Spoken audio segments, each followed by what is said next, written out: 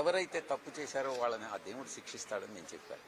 గతంలో చాలాసార్లు కూడా ఇటువంటి సందర్భాలు ప్రెస్ కాన్ఫరెన్స్లో చెప్పాను. అందుకే మీకు సగం తెలిసి సగం తెలియని ప్రశ్నలు అడగొద్దు. మీరు ఏదైనా అడిగే ముందు అన్ని విషయాలు కూలంకషంగా తెలుసుకున్న తర్వాత మీరు ప్రశ్న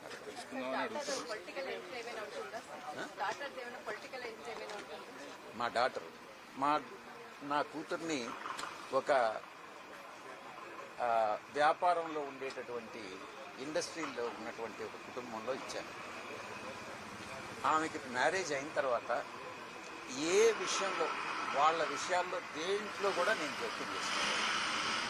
ఎప్పుడైనా నేను పోతే వాళ్ళు కాఫీ ఇస్తారు, లేకుంటే నా కూతురు మనవడు మనవరాలు మా ఇంటికి వస్తే హ్యాపీగా ఆ మూమెంట్ షేర్ చేసుకుంటామే. కానీ ఆమె రాజకీయాల్లో ఎంటర్ కావాలన్నా లేదు వ్యాపార రంగంలో స్థిరపడాలన్నా అన్నటువంటిది ఆ కుటుంబానికి సంబంధించినటువంటి విషయం, కానీ నేను నిర్ణయించేటటువంటి అంశం కాదు.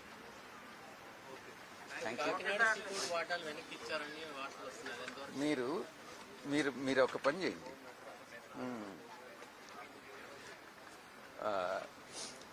చేయండి. కాకినాడ సీపోర్ట్స్ గురించి కేవీ రావుని అడగండి, శరత్ చంద్రారెడ్డిని అడగండి, లేకుంటే విక్రాంత్ రెడ్డిని అడగండి. సాయిరెడ్డిని అడిగితే ఈ విషయంగా నేను చెప్పా, అబద్ధాలు చెప్పను, నేను నిజం చెప్తున్నాను. దాని గురించి నాకు తెలియదు, కానీ ఇప్పుడు తెలుసు. ఈరోజు కేసు పెట్టిన తర్వాత దాని గురించి పూర్తిగా ఎంక్వైరీ చేశారు. ఆ ఎంక్వైరీ ఏందనేటటువంటిది నాకు తెలుసు, కానీ మీకు చెప్పాల్సిన అవసరం. నేను దానిలో జోక్యం చేసుకోను అని మీకు ఆల్రెడీ చెప్పాను. వాళ్ళ వ్యాపార లావాదేవీల్లో నేను జోక్యం చేసుకోను. విజయసాయిరెడ్డి గారు, గతంలో మీరు రాజశేఖర రెడ్డి గారు చనిపోయినప్పుడు రాజశేఖర రెడ్డి గారిని సోనియా గాంధీ, అంబానీ వీళ్ళందరూ కలిసి చంపించారు అని అన్నారు. అది అబద్ధమా, లేదు ఇప్పటికే అది నిజమని మీరు అనుకుంటున్నారు? నేను ఆ రకంగా చెప్పానా? అప్పట్లో మాట్లాడారు సార్. మీరు చెప్తున్నారేమో, నాకైతే గుర్తులేదు. సో నేను చెప్పాననే విషయం నాకు గుర్తులేదు. మీరేదో నా మీద వేసేసేయాలని నేను వేసేస్తున్నారు, కానీ మీరు ఆ వీడియో కానీ చూపిస్తే నేను దానికి రెస్పాండ్ అవుతాను. సో ఈ సందర్భంగా నాకు ఈ సుదీర్ఘ రాజకీయ జీవితంలో నాకు అండగా నిలిచినటువంటి మా పార్టీ అధ్యక్షులకి, మా పార్టీ వైఎస్ఆర్ కాంగ్రెస్ పార్టీకి, మా పార్టీ నాయకులకి, మా పార్టీ కార్యకర్తలకి, మా పార్టీకి సపోర్ట్ చేసినటువంటి ప్రతి ఒక్కరికి కూడా, ప్రజలందరికీ పేరు పేరున నా ధన్యవాదాలని మీ మూలంగా తెలియజేసుకుంటూ రాజకీయాల నుంచి నేను విరమించుకుంటాను. మీడియాకి ముఖ్యంగా ఆంధ్రజ్యోతికి, ఈనాడుకి, టీవీ5కి, మహా టీవీకి, వీళ్ళకి ప్రత్యేక ధన్యవాదాలు తెలియజేసుకుంటూ, ఇక మీదట న్యూస్ని వార్తలుగానే ప్రచురించండి. మీ యొక్క అభిప్రాయాల్ని వార్తల రూపంలో మీరు ప్రచురించొద్దు, ప్రసారం చేయొద్దు అన్నటువంటి విషయాన్ని వాళ్ళకి విన్నవించుకుంటూ నేను సెలవు తీసుకుంటా ఉన్నాను. థ్యాంక్ యూ, ధన్యవాదాలు.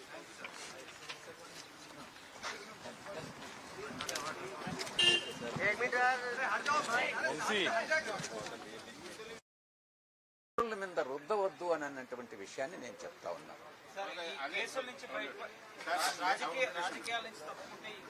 మీద రుద్దవద్దు, తర్వాత మీరు ప్రశ్న అడగాల.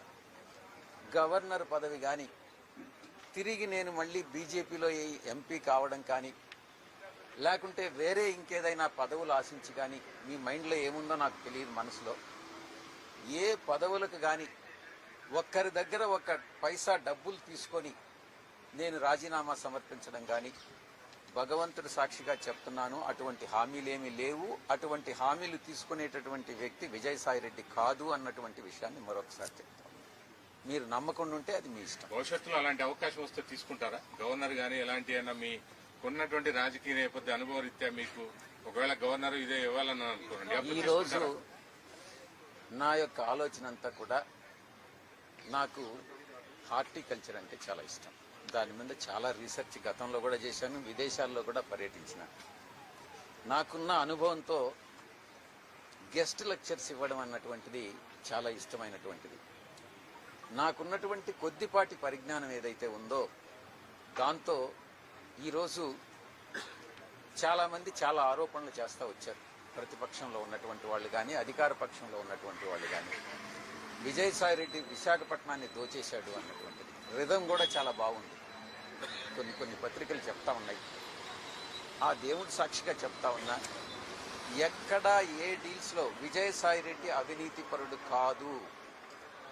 నేను భగవంతుడి సాక్షిగా ఒక విషయం కానీ చెప్తే నేను భగవంతుడిని నమ్మేటటువంటి వ్యక్తిగా అబద్ధం చెప్పను. ఎక్కడైనా నాకున్నది ఈరోజు ఆస్తి మీరు ఎక్కడైనా అఫిడవిట్లో చూసుకోవచ్చు. నా కూతురు ఆస్తులన్నీ కూడా లేకుండా ఉంటే నా అల్లుడు ఆస్తులన్నీ కూడా వాళ్ళకి ఈరోజు చాలా పెద్ద కంపెనీ, కొన్ని వేల కోట్ల రూపాయల ఆస్తులు ఈరోజు కాదు 40 సంవత్సరాలుగా వాళ్ళు వ్యాపార రంగంలో ఉన్నారు. నేను లేను. వాళ్ళు చేసే వ్యాపారాలన్నీ నాకు ఆపాదిస్తే నేను చేయగలిగింది ఏం లేదు. అది కూడా మీ ఛానల్స్కి మీ మనస్సాక్షికి నేను వదిలేస్తా ఉన్నా. దాంట్లో ఎంత నిజం ఉందన్నటువంటిది మీరే తెలుసుకోండి.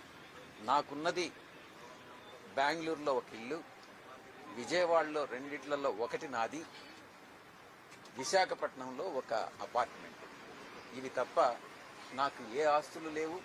నేను చాలా కంఫర్టబుల్ జీవితాన్ని గడుపుతా ఉన్నాను. ఆస్తులు సంపాదించాలని లేదు. నేను గతంలో చెప్పాను, ఒకవేళ నేను అవినీతికి పాల్పడి సంపాదించినా కూడా ఒకరు 100, 200 కోట్లు 300 కోట్లు సంపాదించితే వాళ్ళకు ఉండేటటువంటి ఆ వియ్యంకుడికి ఉండేటటువంటి వేల కోట్లలో ఈ 200 కోట్లని అనేటటువంటిది సముద్రంలో ఒక నీటి బొట్టు లాంటిది. ఆ అవసరం లేదు. ఆ చెడ్డ పేరు తెచ్చుకోవాల్సినటువంటి అవసరం నాకు లేదు. నీతిగా నిజాయితీగా బతుకుదామనుకున్నాను. కానీ కొన్ని పత్రికలు కొన్ని ఛానల్స్ నిరాధారమైనటువంటి ఆరోపణలు మోపి నా యొక్క ప్రతిష్టను భంగపరచడం కూడా వాస్తవం. కొంతకాలం క్రితం మీరు ఒక ఛానల్ పెట్టాలనే ఆలోచనను కూడా వెలుగుచ్చారు. ఆ విషయంలో ఎటువంటి మంచి ప్రశ్న వేశారు. గతంలో రామోజీరావు గారు, రాధాకృష్ణ గారు నా మీద వ్యతిరేకంగా దుష్ప్రచారం చేసినప్పుడు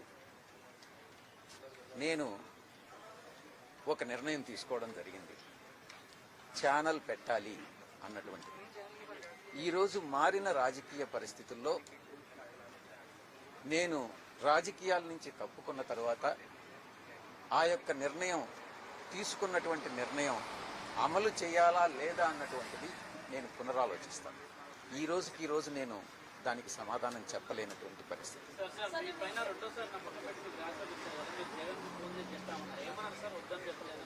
వద్దని రాజీనామా ఆయన అడిగారు, మీరు వెయిట్ చేయాలి. జగన్ గారికి నేను అన్ని వివరంగా చెప్పాను. ఈ పరిస్థితుల్లో నేను న్యాయం చేయలేనన్నటువంటి విషయం కూడా చెప్పాను. ఆయన అడ్వైజబుల్ కాదు, నువ్వు రాజీనామా చేయొద్దు, పార్టీ నీకు అండగా ఉంటుంది,